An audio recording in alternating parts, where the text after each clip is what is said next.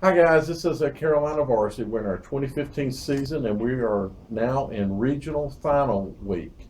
We're going to take a look at the 1A Western Region final where we have number 2 Robbinsville playing number 1 Community School of Davidson. I'm Dale Ross. I'm Anthony Perkins.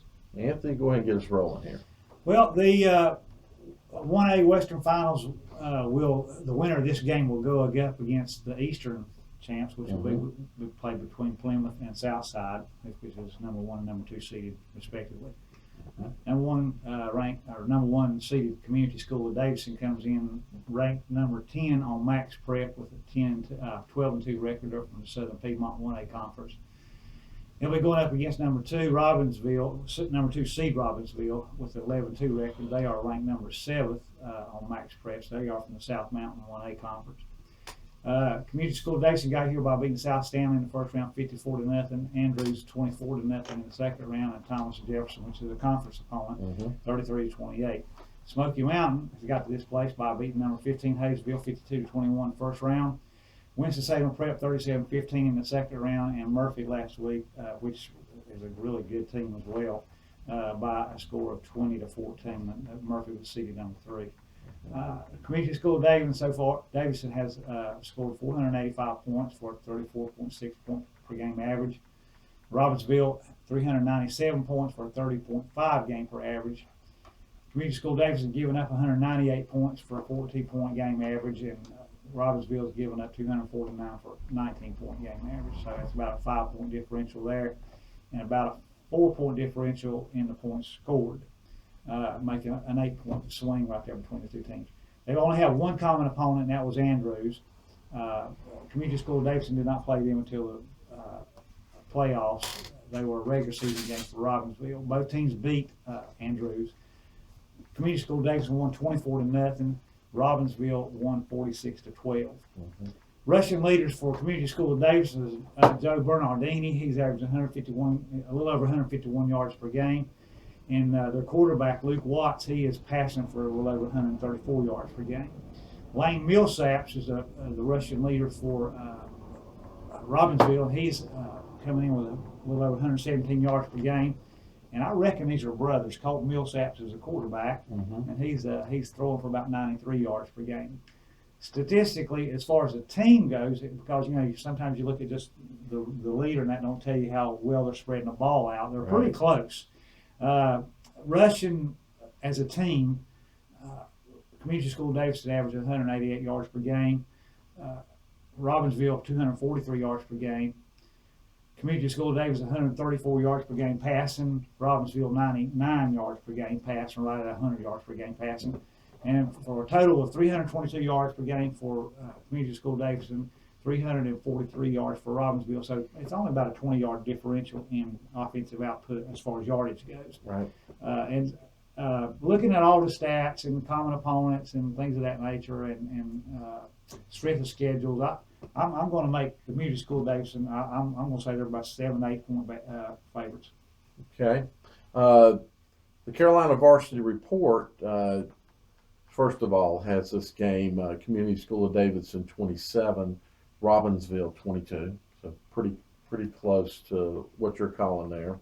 A couple of things that I noticed as I looked at things was, they defeated Robbinsville, defeated Murphy to get here. Right. It actually defeated them twice this year. That old thing about it's hard to beat a good team Right, twice. twice. Well, they did it. So that's that to me is that's a pretty good sign of a solid team that's got maybe mentally sound as well. They didn't let those little factors that Murphy may have had going for them get in the way of their win. Their losses on the season were to Country Day, Charlotte Country Day, here out of Charlotte, and Dade County, a Georgia team. Country Day was a so-so team this year.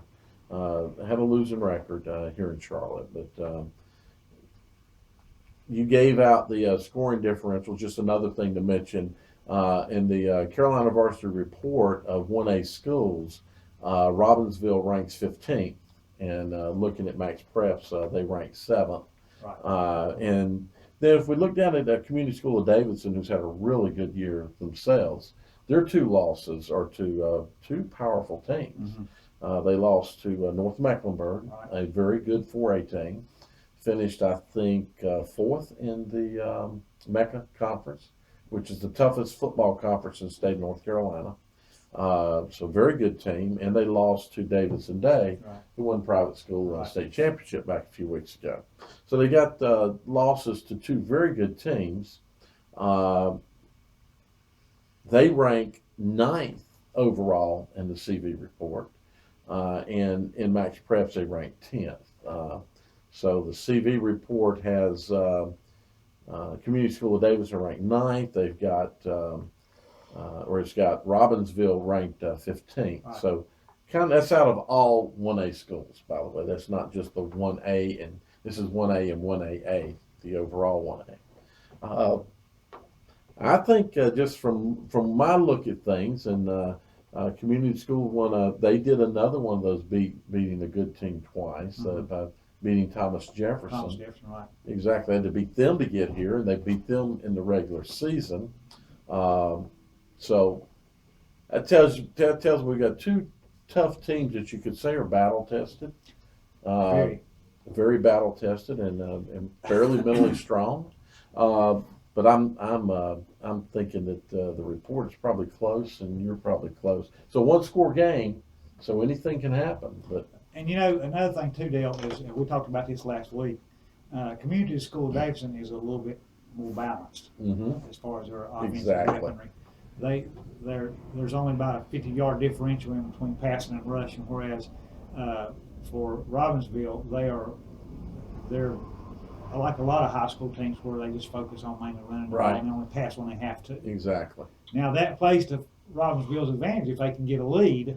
Yeah. And because they can shorten the game. Exactly. But if it comes down to one team just outscoring the other, if I would have to go, even though their yardage total is less. I'd still go with Community School of Davidson, but in a shootout, maybe and they would be favored. But in a close defensive game, Robbinsville would probably have the edge. Yeah, the thing that I like about a balanced team is you can do both things, and you do both things well. And there may come points in the game when it's critical that you do something, and it's within your element of doing it. Whereas if you're a run team and you don't throw the ball much, and all of a sudden you get in a situation where you need to throw the ball, you're not as successful because that's taking you out of your comfort zone. I think it's in Robbinsville's best interest to try to keep the game a low-scoring game and consuming clock. Not that a 27-22 ball game is a high-scoring game, but that's a mid-range game. Yeah, if they keep with the two or three scores, though, I think the advantage really swings to their side. Say a 21-20 game or 21-17 game, something like that. I think Robbinsville would have the definite edge there. I think if we're talking under 20 points, then we're probably looking at something that definitely Robbinsville's in the ball game. Right, it's in their wheelhouse, yeah. Exactly. I think if the score gets up in the definitely if it gets up in the 30s, that I think that we're probably looking at a game that's starting to do like so. Right. Hey, I hope you guys have a great ball game. The report says you will.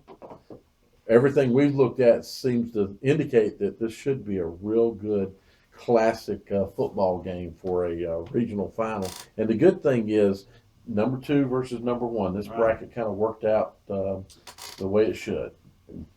All right. Well, thanks, and let us know what you think.